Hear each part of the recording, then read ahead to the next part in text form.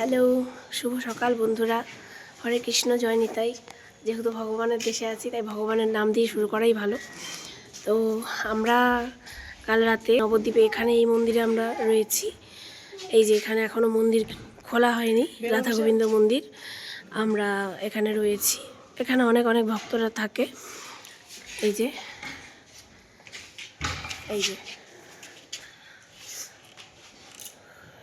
ওখানে প্রসাদ খাওয়ানো হয়। খুব সুন্দর মন্দির, খুব সুন্দর পরিবেশ। এটার নাম হলো অদ্বৈত অঙ্গন। ভীষণই সুন্দর আর অনেক পুরনো মন্দির। আমরা যে আছি মনে হচ্ছে যে আমরা হয়তো উপরতলায় আছি, কিন্তু এটা আসলে নিচ। এই মন্দিরটাই এটা হলো একদম সুড়ঙ্গ, মানে নিচের থেকে করা হয়েছে এটা মন্দিরটা। আর আমরা দেখো মনে হচ্ছে দেখে যে আমরা উপরে আছি, কিন্তু আসলে আমরা নিচেই রয়েছি। এই যে দেখো, আমরা এখান থেকে বেরিয়ে এলাম, একদম আমরা চলে আসলাম এই যে রাস্তা। এই যে রিসেপশন আর এই যে রাস্তা, একদম চলে এসেছি।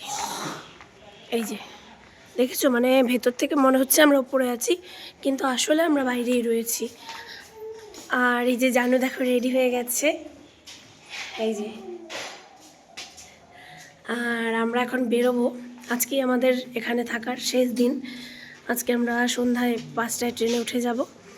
তো এই ব্লগটা বড় হয়ে যাচ্ছে, আমি নেক্সট ভিডিওতে বাকিটা বলছি তোমাদের, দেখতে থাকো।